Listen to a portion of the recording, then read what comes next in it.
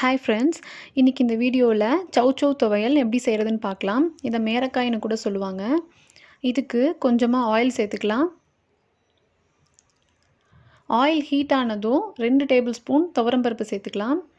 துவரம்பருப்புக்கு பதில் உளுந்து கூட சேர்த்துக்கலாம். பட் ரைஸ் கூட சாப்பிட்றப்போ துவரம்பருப்பு டேஸ்ட் எங்களுக்கு பிடிக்கும். அதனால் இன்றைக்கி துவரம்பருப்பு சேர்த்துருக்கேன். கலர் சேஞ்ச் ஆகிற வரை வறுத்து எடுத்துக்கலாம்.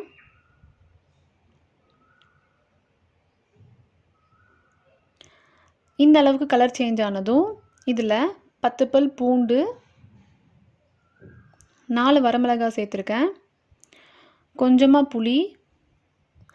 ரைஸ்க்கு செய்கிறப்போ புளி கொஞ்சம் அதிகமாக ஆட் பண்ணிக்கலாம். இட்லி தோசைக்கு கொஞ்சம் கம்மி பண்ணிக்கோங்க.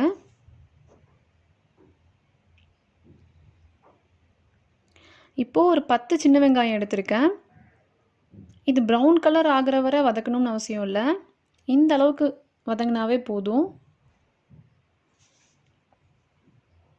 இப்போது ஒரு சௌச்சௌ ஃபுல்லாக கட் பண்ணி சேர்த்துருக்கேன். இந்த சைஸில் கட் பண்ணினாவே போதும். கொஞ்சமாக சால்ட் சேர்த்து வதக்கிக்கலாம்.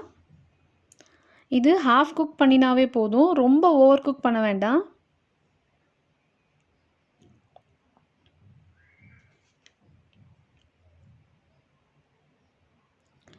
கொஞ்சமாக கொத்தமல்லி தழை சேர்த்துக்கலாம்.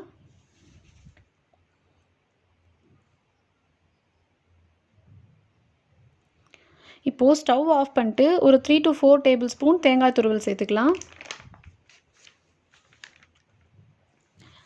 இது நல்லா ஆறினோன்னே மிக்ஸி ஜாரில் போட்டு கொஞ்சம் கூட தண்ணி ஊற்றாமல் அப்படியே அரைச்சி எடுத்துக்கலாம். அரைச்சாச்சு. நீங்கள் இட்லி தோசைக்கு சாப்பிட்ற மாதிரி இருந்தால் இதில் கடுகு, உளுந்து, கருவேப்பிலை தாளித்து சேர்த்துக்கலாம். இன்றைக்கி இதை நான் ரைஸ்க்கு செஞ்சுருக்கேன். இதை நெய் சேர்த்து சூடான ரைஸ் கூட சாப்பிட்டா ரொம்ப நல்லாயிருக்கும். நீங்களும் ட்ரை பண்ணி பாருங்கள். தேங்க்யூ.